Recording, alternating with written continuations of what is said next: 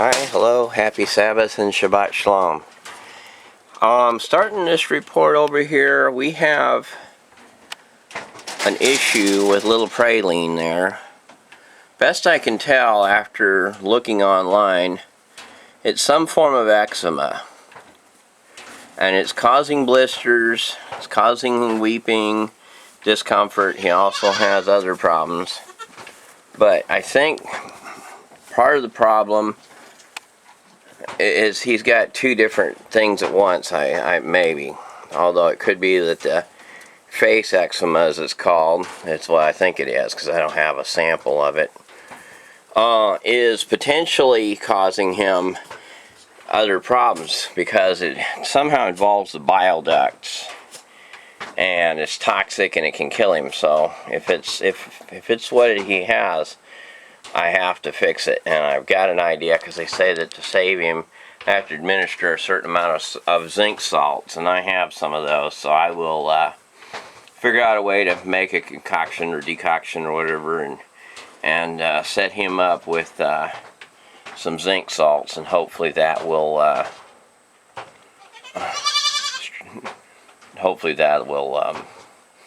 cure his problem. His mom doesn't like to nurse him right now very much, so he's mostly living on hay instead of milk for whatever reason.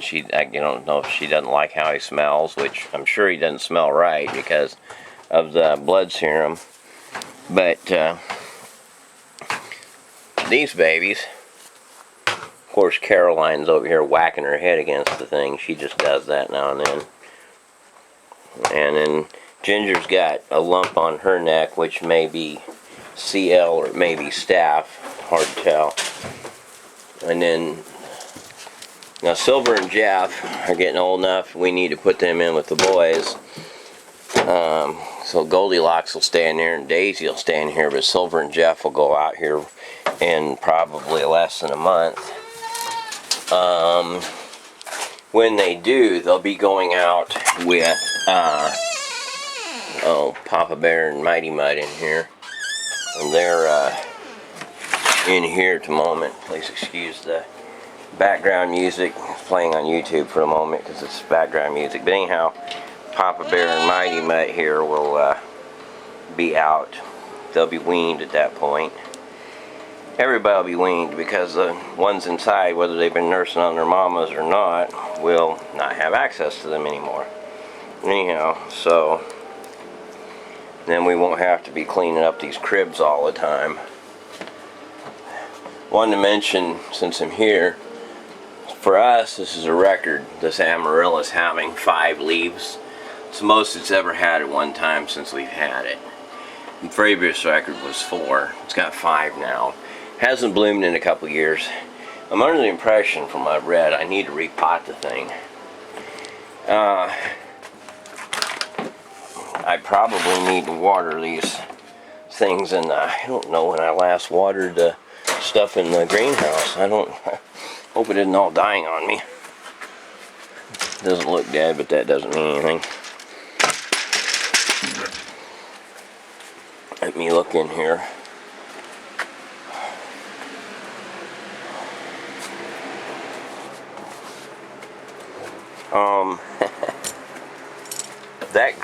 That grapefruit has shed some leaves. Could be from dryness, it could just be from natural maturing processes. Well, that avocado that I'm spraying right now may be alright. There's a grapefruit down at the bottom of that avocado stump, which I've covered with water so you can't see what I'm talking about really. But I don't know that avocado is going to come back. Over here, of course, our spider plants have fully recovered from the surface frost that hit them last year.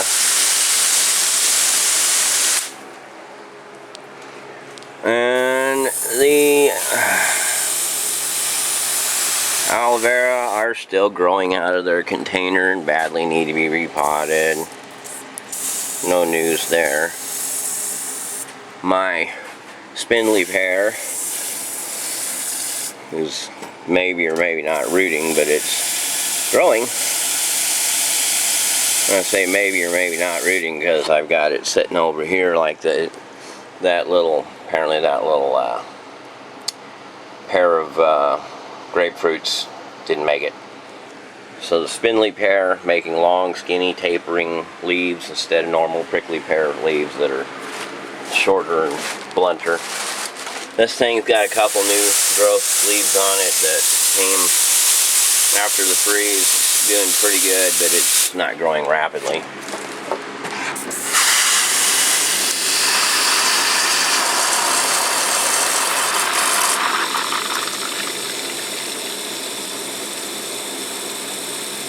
And that'll be enough. This cactus here is probably alright for now. It's usually fairly moist, damp. Anyhow, so that's the greenhouse at a glance. Everything on this other side. Hang on, I'm going to put this down while This is just there because we don't want the babies to get out and go tear more things up because, well, they're goats and that's what they'll do is tear everything up. So that's why that gate's there. So those are, they're doing. Can't say they're doing bad. They're just doing. Kind of amazing in a way. All they get is this artificial light and they still grow. It's pretty cool. Okay, back outside. Of course, the grapes are still growing. They're not full size yet. We've had some Japanese beetle around here, not a lot. Haven't gone to get any more traps. There's some damage up there, but for the most part, it's not severe. These things are just loaded with grapes, so hopefully it'll really produce just a whole lot of grapes this year. And of course that's all based on a lot of factors outside of my control. I just make certain things. I fertilized it, mulched it. I did put some magnesium sulfate in there though. Over here, the normal indoor house plants are, just surviving. Mom's always afraid these wandering Jews will drown, but apparently they learned to swim a long time ago. That little viney plant there seems to be struggling, but it's also growing new growth, so hopefully it's getting past whatever's bothering it. The rain we got recently has refreshed the field some. It was supposed to rain today, but it didn't rain on us. So wherever it rained, I see clouds right off there, but unfortunately it's not helping us any directly here. See the track of Mr. O'Malley dragging his tire down through there. Again, no real change here, just more, well, it's growing, but it's not going to fruit this year. Hopefully it'll fruit next year. Maybe between now and next year I can figure out how to keep its blossoms from rotting, because it can't set fruit if the blossoms don't last. This one, because of the fact that it's where it's at, has had a few branches tore off of it. So it lost a little fruit from branches torn off of it, but that's mostly because of getting in and out of the well house area. Now, might not be evident from this angle, that I pulled the roof off of there. Well, the reason I pulled the roof off is so that the crane can get in there when the well company comes, so they can lift the well out of the hole and inspect and possibly replace the foot.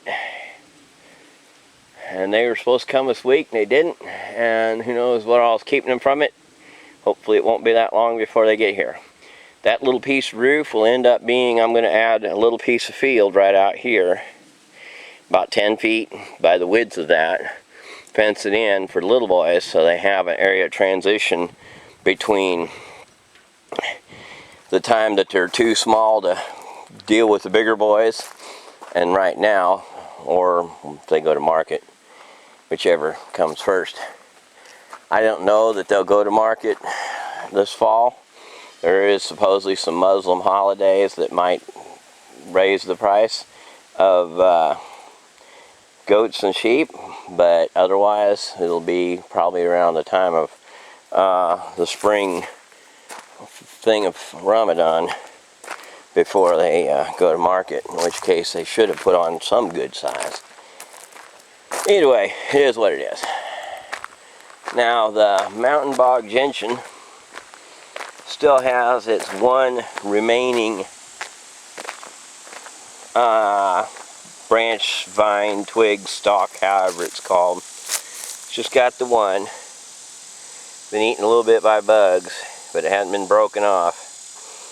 And also, of course, it hasn't flowered. And it may not flower. It may be under too much distress. I don't know. If it just lives, I'll be happy, because it was pretty tore up from the damage inflicted by, well, various things. And so pretty much at this point just want to make certain that it lives so it can come back later.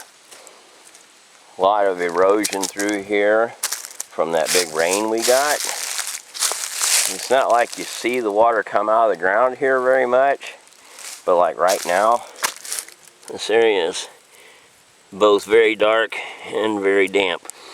Well, I wouldn't say very damp, possibly just very high in iron, actually, right there. It might be part of the iron formation. Might be seeing one of the transitional stages of supergene enrichment going on there. Because it's really, really dark. And kind of like the hematite and stuff around. So it may just be that that's darkening up from the iron. And I pulled some more hematite here recently out of the field. I think I'm up to about 60 or 70 pounds of hematite. However much it was, I never have scaled it. And every few days I go in the field to do something like detangle Mr. O'Malley, which still has to happen now and then, especially since he gets wrapped around the power line on occasion, the anchor to it. And then also there are still some branches down there I need to pull out of the field. If only all my chainsaws worked, it'd be great. My blackberries. Well, in fact, I'm about to pick a few. You see the sugar and blackberry syrup forming there.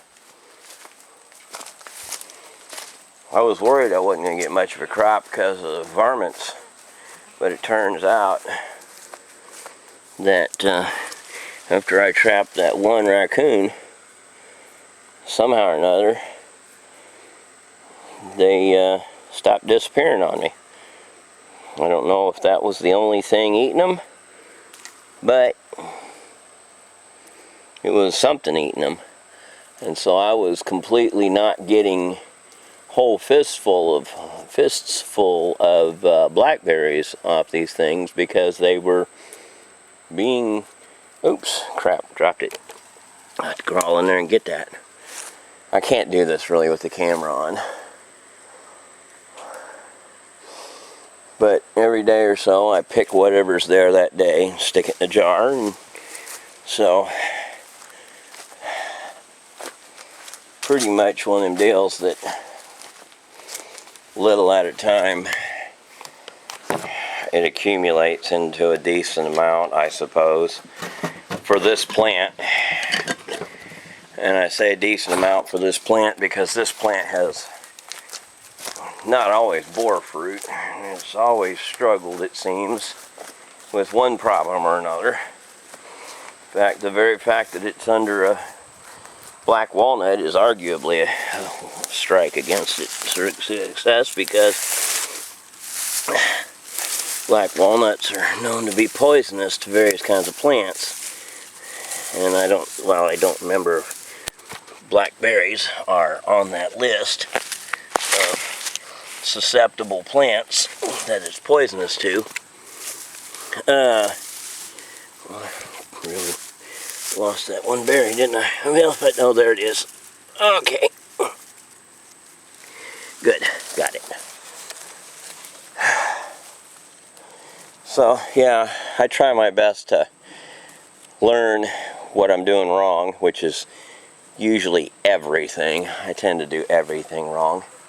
Just somehow that's my nature. I screw everything up, and then somebody comes along and has to show me how to fix it after the fact.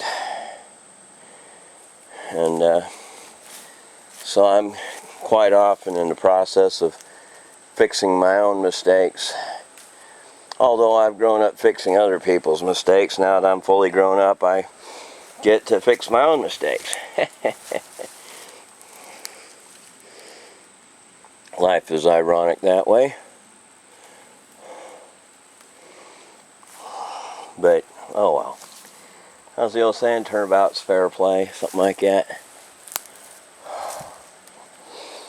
So I look at it this way. Either way, of course, I'm always miserable, whether I'm fixing somebody else's mistake or I'm fixing my own. So either way, I'm the one that takes a hit. I'm cool with it. I just kind of have to not let it bother me. That was a pretty good haul for that plant today. Again, hopefully someday it'll make a lot more. Now what I'm going to do here is what I do is after I put all the berries in, just give the thing a good shake so that there's a layer of liquid sugar syrup over the top of each berry, because that works as an antimicrobial. Prevents the berries from just rotting and mold forming on them. Doesn't prevent them from fermenting, because the yeasts will grow in fairly concentrated sugar, but it'll keep a lot of other non-yeasty products from devouring them. Now, it doesn't mean that the yeast is going to grow as fast at that concentration as it will at more dilute levels. It tends not to. It tends to not like being that much sugar. So it really slows the fermentation down. Sugar over here, speaking of sugar, still looking kind of scrawny and raggedy, and she does have a lump on her side. Right down there, the joint of her legs is a lump. We don't know if it's a tumor or what it is, but whatever it is, it's not healthy for her, and it has pain. She experiences pain from it. I walked past some flowers up there I was going to report on, but while I'm over here, just wanted to point out the Rose of Sharon, because it's doing very well. Now that it got that rain, and then the little baby Rose of Sharon, so that's good. The walnuts, there's a bumper crop of them. I have to trim this tree up a lot because it's in bad shape, this mimosa. And since I learned that it's got some good healthy benefits, what I'm going to do is when I trim the thing up, is all the branches, I'm going to go ahead and take them and peel the bark off of them. Peel the bark off, little strips, cut it into little pieces, and freeze it. And then when I got everything set up, I'll try to either make a tincture of it or a tea out of it or something. But what I'll do is I'll freeze dry it. And that will help it to keep most of its stuff and not allow it to rot while it's drying.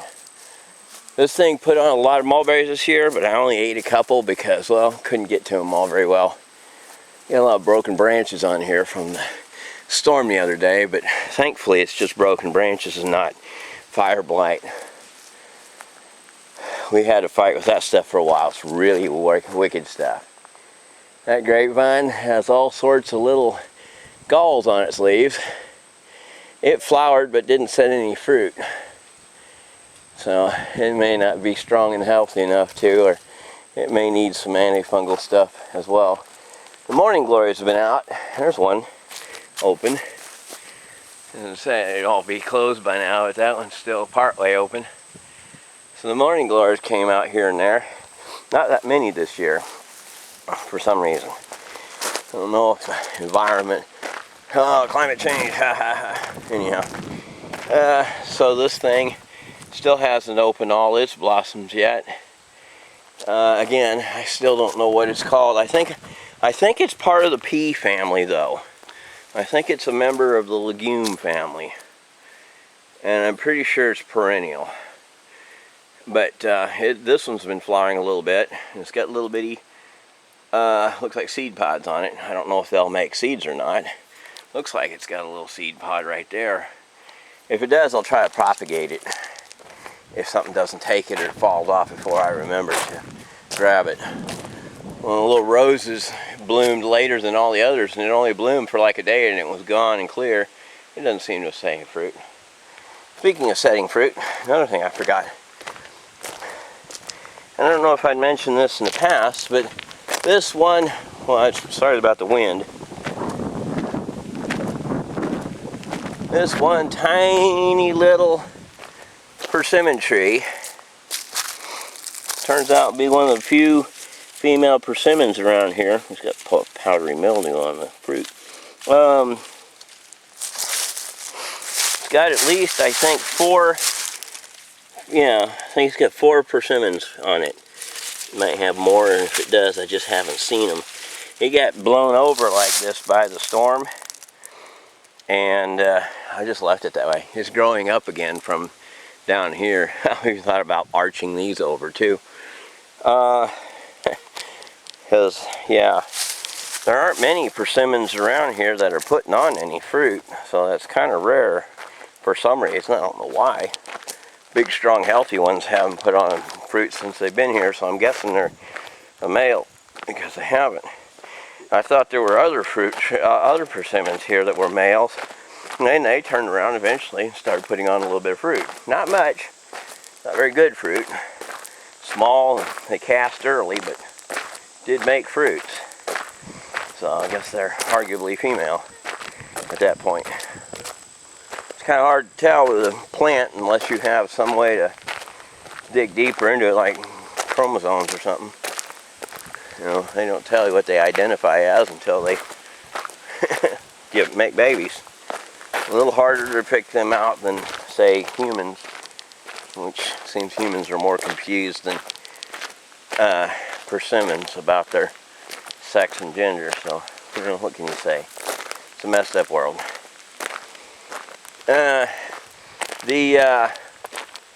Oh, I know what this stuff is, and I forgot.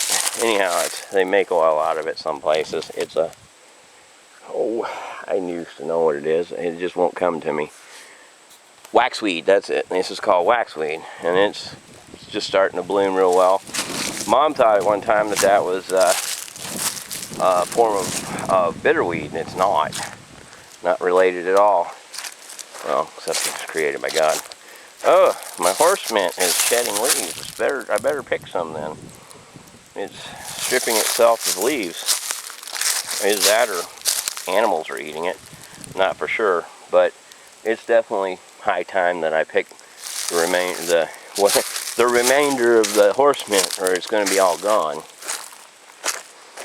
So I'm going to pick it, put it in the freezer, dry it, crunch it up, strip the stems out of it, and then bottle it up. That's the kind of sunflower that's up on top of the gravel pile, only that's a newer, younger one than the big ones. Well, that breeze sure feels like it could actually rain today, and I really hope it does. Some of the surprise lilies came up later than the first round. The first round's already gone dormant. It's already come, they've bloomed, they've died back, and they're gone. In fact, you can see a sample of each right here beside each other. See, the first batch is already come, and whether it made seed or not, it's got seed pods on it. And then the other batch popped up later and is in just lovely condition just about now. See if I can't get that at a good angle. Get maximum number of flowers in the shot. A nice close-up of them right there. Again, all these pictures of flowers I put on here, I paused so that people can use them if they find it. If they don't, that's fine too. But the catalpa hasn't flowered at all. I don't know if it will or not, but it hasn't. So it may just decided this year not to. Of course, again, gladiolas, they flowered, it flowered, but it didn't do very well. So again, it got hit by that hot, dry weather, and I think it found that most disagreeable and just decided to quit flowering in the middle of the act. Said, forget this, we quit. And so, thus, dead flower husks. I don't know what this kind of grass is. It's growing around here. It's apparently something somebody planted here a while ago. It'd be kind of really cool if it was lemongrass. I don't know that it is. If it is, it's really nifty, because if it is, that'd be, well, lemongrass grows here. But if it is, I've never known for sure that it was here. And it may just be that it's been struggling all along, and I don't know. Do not know. These things are about to flower. Again, I don't know what they're called, but it's going to flower. That's good. The crepe myrtle is not presently yet showing signs of flowering. All the other crepe myrtles around us have already bloomed. So apparently it's not going to flower this year. So, bummer. Could just be that it's really old. I'll just have to prune it a lot.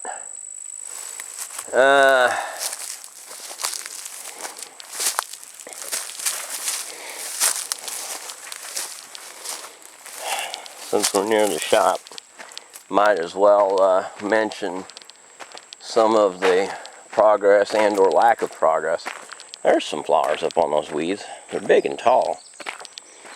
Of course, the last of the yellow cone flowers still going. That one is nice and healthy. Again, I don't know what it's called, but that one's good in size, good and big. There's wild lettuce back there that the deer missed somehow, and because they missed it, it's still trying to flower, and that's cool. I'd given up on my potatoes, and then this one finally decided to sprout after the big rain. We'll see if it comes up with anything. The other ones came out with just a handful of tiny little, as they say, small potatoes. So, is what it is.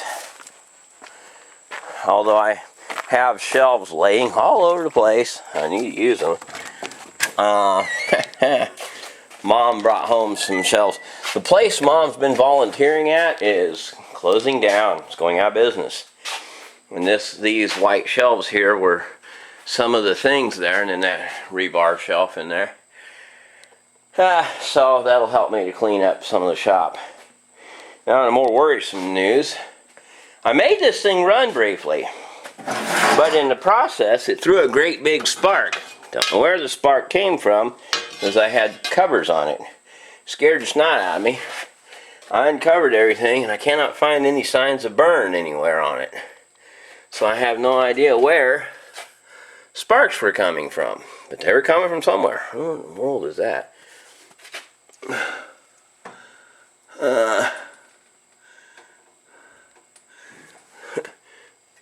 There's something on there. I don't know. I'm just sitting there. I don't know how it got there, but anyhow, these are the capacitors that I bought, and then that relay I bought. they all work, they all move around, they all seem like they're supposed to, but somewhere there was a spark. So I gotta find that out before I go any further so I don't burn anything up. Now another thing, speaking of sparks, I've chainsaw problem, still haven't got that figured out. And then this one, I pulled the cylinder off of it, and the piston was scored. I've sanded it down a lot. It doesn't look near as bad as it did when I first pulled it out. The ring is out of round, so it drags on the cylinder wall inappropriately.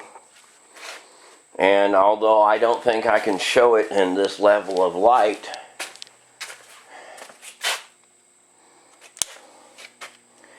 there we go. There's a score on the cylinder wall right there. So I've got to put a hone on there and try to clean the cylinder up, and then see if I can't either use the same piston. See, that's where I think that's where the ring was not working right. And there is a little bit of chatter right here, but that doesn't seem the same as this over here. That's a clear gall that was in line with the piston, and that are both the same damaged place. So something got in there and tore it up some. Oh, I was mentioning hematite. All this hematite is new to the shop. That I picked this up since I last made a video on hematite. In fact, it's not all I picked up, it's just all that's in there. So I still have that other bucket full. And again, I'm only estimating how much it weighs because I haven't scaled it. And I might be overestimating how much it is. I have no idea. But since I'm usually bad at estimating weights, I just decided, well, if it feels like 30, it's probably 60. Just based on my general physical ability to guess weights. I was going to say, I don't remember if I'd mentioned that we had the bachelor buttons, aka chicory, growing on the property. Again, a welcome new arrival. And I hope it continues to grow and prosper here, because chicory is a good plant for several things. I always wondered if these are edible. They are part of the pea family. Never seen them so fat and full of seeds before. That's the healthiest one of them I've ever seen. So they might be edible. Who knows? Might want to propagate them. I don't know. I don't know how hard it is to propagate them, but boy, the little plant makes lots and lots of little pods. So who knows? Okay, some of my avocados from the house. This one's put up new stems just since I was last looking at it a couple days ago. A couple of them here, 1, 2, 3, 4, have recovered pretty well. This one here died, at least died back. It was green and healthy looking, and then now it's not. So I don't know if it has given up on life. It's not that the soil's that dry, but it's not doing well. I need to repot the pineapples. It's supposed to be a 2-year plant. It's going on 3 years and they haven't grown any more than that, but apparently they're not potted well. The lemongrass, since I put it in here, it's growing. I wouldn't say it's growing like a weed. They always say, oh, it grows like a weed. Well, not yet. I know they're supposed to get up to 6 feet tall and bunches about 4 foot across, but that one hasn't done it. So it's alive. It's the first one I've successfully rooted, and so whether it stays alive and long enough to do anything else, I don't know. Here's more of those little pea plants. Again, I think they're touch-me-nots. They look like they've come to maturity, I think. Little pods, tiny, tiny little seeds. It doesn't mean they're not edible, just means that they're not easy to get out of the pod, and you might have to just grind it all up and use it as a meal. Of course, the cherries, there are some unripe cherries, but for the most part, this thing's ripened to most of its cherries. I think the birds have figured it out, picked a bunch off. There's a lot fewer cherries, looks like here. Oh, and then there are cherries on the ground. Ah, here we go. See here? Something came along here like a squirrel or a chipmunk, and popped the cherries open. I know that sounds bad. Cracked them open and ate the seed out of them. That's, well, at least it didn't go to waste. Something ate it. That's cool. I'm not going to complain. There weren't enough, and I wasn't prepared to do anything about it, so doesn't matter. I'm going to try to raise full-size cherries. Still got uncut wood over here. Still got an unfixed track loader over here. My beer pile's growing faster than anything else around here. I think I feel sprinkles. Maybe we will get some moisture here pretty soon. I hope. Even if I have to walk home in the rain. Sometimes that's a good idea, and it feels good too. See, my buried pipe is getting unburied by the erosion. The one that sticks out right there in the grass. But I need to get in there and pick more of that horse mint too. Before it gets unburied.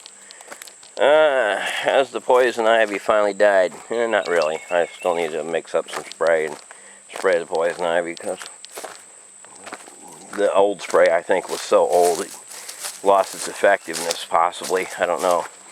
Over here they don't look so great, so maybe the spray had some effect. We'll see. Now, yeah, I don't know if it's visible in the camera, but there are little teeny drips of water coming down, so that's neat. As far as flowers go, we're still having some nightshades going on. Golden clover here and there. Lespedeza is starting to bloom. Not very much to look at, but it's there. Of course, fleabane daisies are still coming along a little at a time. Tough little critters, persistent too, which is good. There are other ones. Now see here, getting a different view of that massive erosion. See, that's the vein of mineral right there. Apparently, the vein of mineral is a lot shallower than I had hoped it would be and expected it to be, unless this is what you call float rock. But anyhow, it goes along through there too, so I don't think it is. I think it's just in the ground this way, and that the shale underneath it turned clay. There's some deer tracks in there, but other than that, that's just eroded clay, which pretty much indicates to me that it's probably just the bottom of the vein and going down to another layer of material. But oh well, I'll just have to get in there and dig it all out before it washes away someday.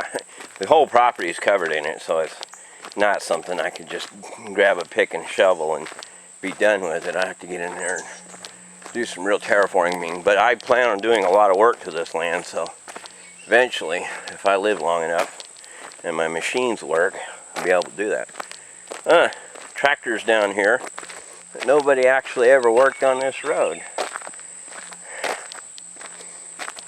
So they just dragged it all down here to the bottom, smeared it around and said, that's good enough. While the creek was rushing by the other week at full stream, it's obviously not doing so now. Pretty much settled down into a happier existence. Their little rope's still hanging there, but it's sagged.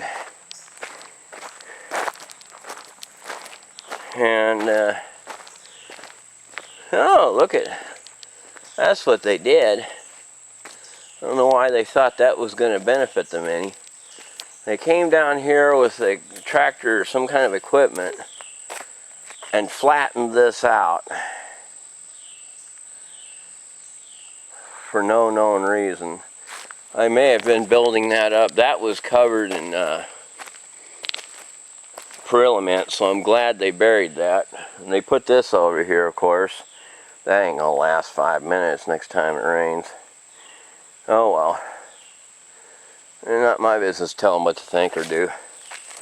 But either way, it is what it is. I'm not worried about it. Their little Christmas lights thing apparently washed away. Or maybe they picked it up, detangled it from something. I have no idea. I wasn't looking for it. But when the water was up, I knew it wasn't going to be there one way or another, whether they pulled it up or the water did. So, you know, that kind of water comes down through here like this and knocks this all around. You ain't got no choice. You're either going with it or you're just going to get plastered up against something and hang on for your dear life.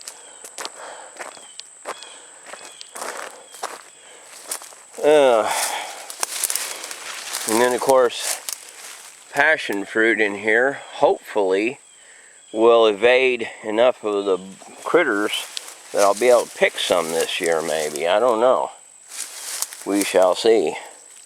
Try to encourage it to grow upwards instead of downwards, because the more upwards it grows, the harder it is for things to get it up. There's blister beetles. Crap, I knew I needed to spray down here. It's a blister beetle and a lot of blister beetle poop. So I gotta watch out or I might run into them and get blisters on them, because they are very poisonous.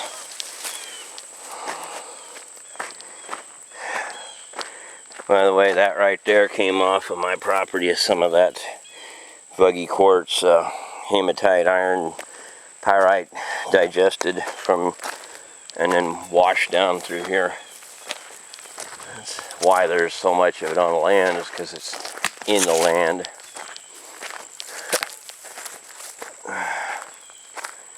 Then over here, of course, I still haven't done anything to finish up the field because track loader's not done. And then also I got all this brush to, stuff to mess with. Fun. Fun.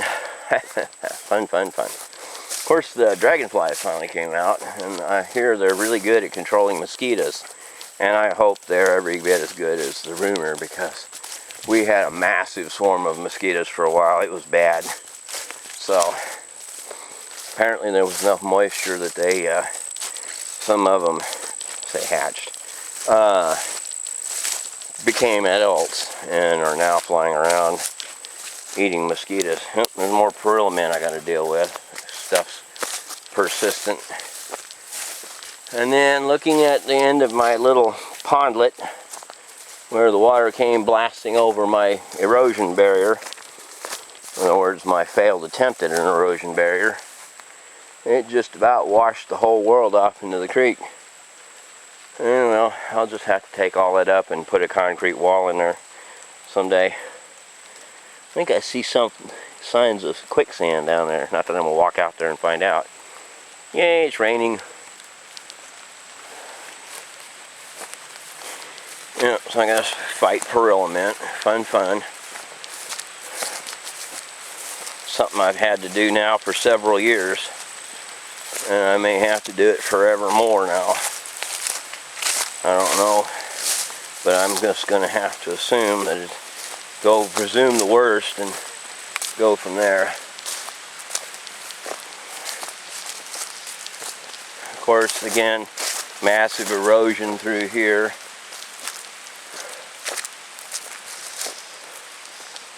Still got to fix the field, but the problem is putting up a fence when there's a flood is a way to lose a fence. Floods take offense at my fences. At least they try to take offense. And they certainly do it some damage. So you can see over here where it came up, went around there like a little racetrack bank or a flume or something.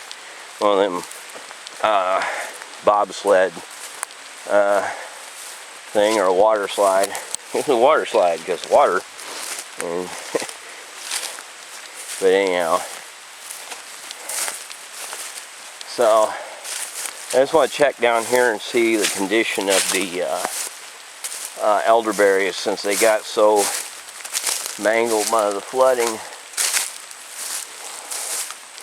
It's all the further I'm going to go. Not because of the rain, but I just don't feel like going any further back.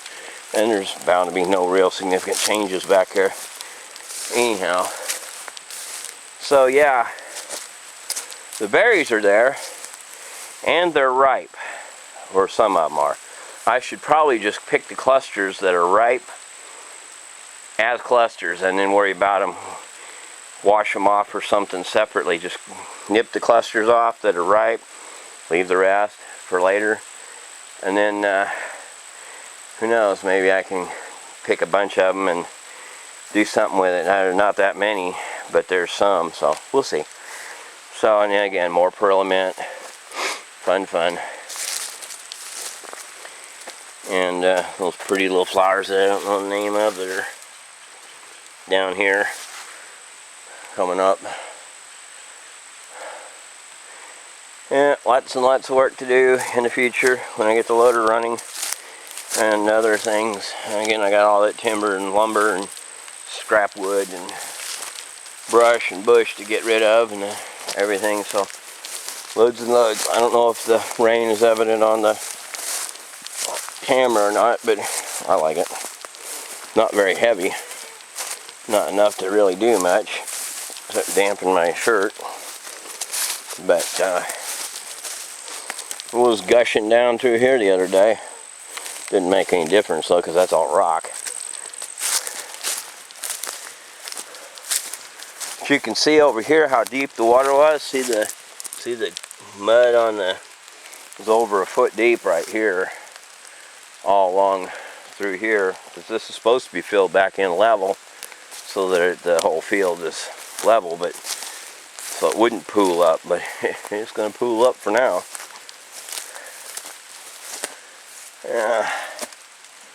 Been enough moisture over here of late that moss or something is growing in here, which isn't bad, just means there's moisture.